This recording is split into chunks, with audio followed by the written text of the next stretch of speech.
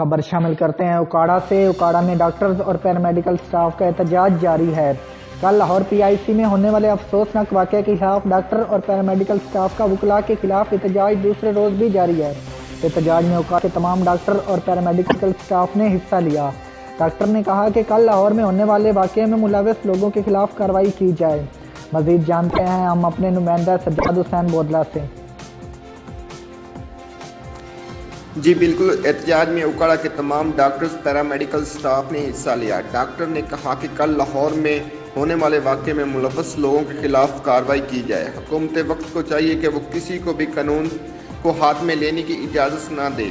कल लाहौर में होने वाले वाक़े की आला बुनियादों पर इंक्वायरी होनी चाहिए और जो वाक़या का मुर्तकब पाया जाए उसके खिलाफ कानूनी कार्रवाई की जाए। इतने बड़े सहने के बावजूद हम पुरअमन और अपनी ड्यूटियां दे रहे हैं। कल के झगड़े के मौजब बनने वाले अफराद को सामने लाया जाए और उनके खिलाफ कानूनी कार्रवाई की जाए। जी।